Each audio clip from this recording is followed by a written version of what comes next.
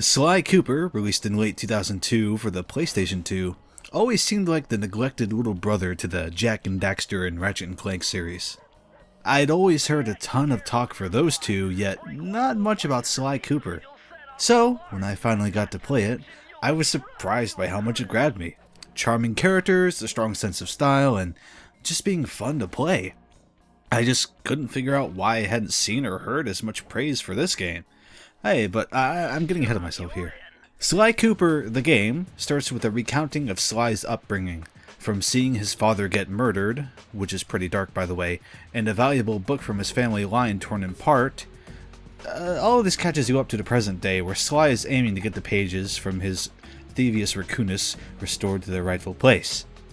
And you'll really want to help him accomplish that task.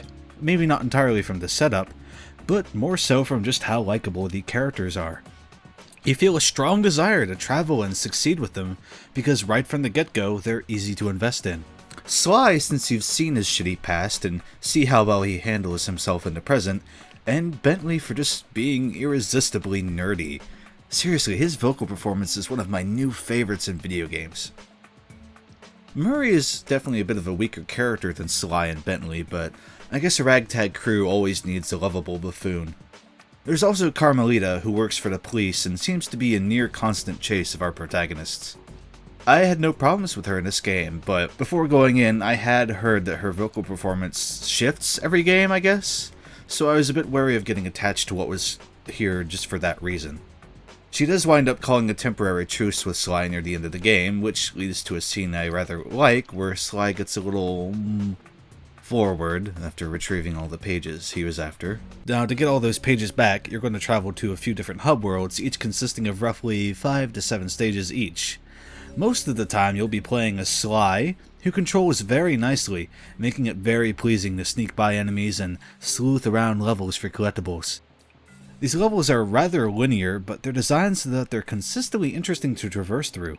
These levels mostly just consist of basic platforming challenges, but you'll never really notice how simple everything is because it's all just so nice and fun. Being a platformer, though, naturally Sly the game also features alternate gameplay styles such as racing and shooting, and I can't say any of these ever really grabbed me.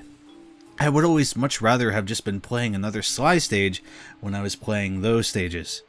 I don't really think I would have complained about lack of variety without these alternate styles, and honestly they're not bad, I just don't think they compare well to the core gameplay.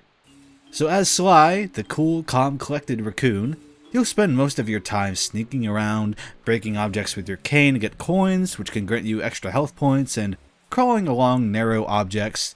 There are some additional moves you unlock by finding all of the clue bottles in a level, but these generally are highly contextual moves and are never more useful than just performing the basic functions you already started the game with.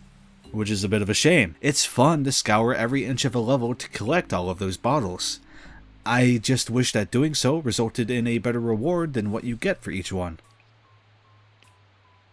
Another extra thing to do in this game is essentially speedrunning stages. You're given a timer and have to reach the end within that limit. Getting spotted drains your time, so it makes you see these stages in a bit of a new light. No longer can you just casually take your time examining all of the level and planning out how you'll move ahead.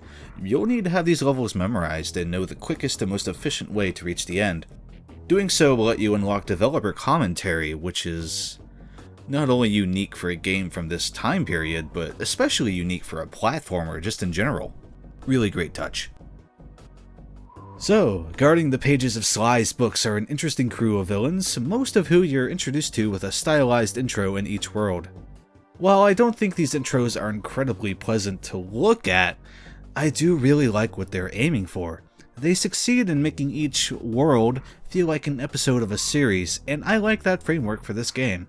The bosses don't get an incredible amount of time to be interesting, so they just kinda sorta boil down to big animals you hit with a stick, which is fine by me, because they're still appealing enough characters.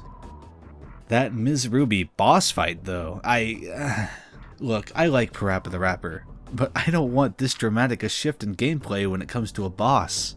And sure, the final boss forces you into a shooting section, but at least that makes a bit more sense in the context of the game. Dodging floating PlayStation buttons, I I gotta pass.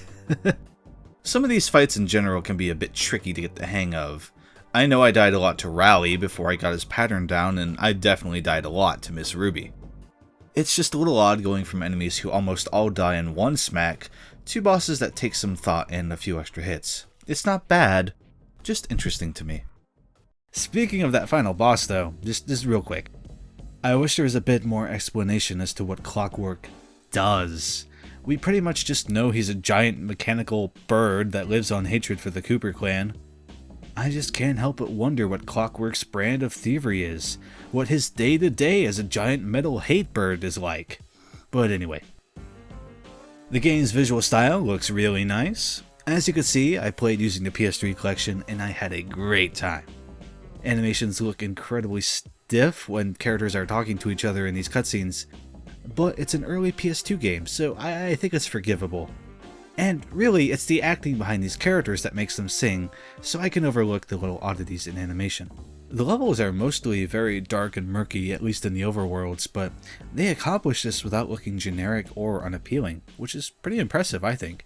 It'd be very easy for a swamp level to be hard to look at in early 3D platformers, but Sly pulls that theming off quite well. The soundtrack is also well made. It works very well while you're playing the game. It's not necessarily something I'd listen to for recreational purposes, but it's hard to imagine different music fitting this game as well. Sly Cooper's just good fun. I don't even think it was 15 minutes into the game before I was immediately hooked, invested in these characters, and not wanting to put the controller down. In an era now without a lot of stylish, well-realized 3D platformers, it's exceptionally nice to go back and see what I missed and fall in love with games like Ratchet & Clank or Sly Cooper.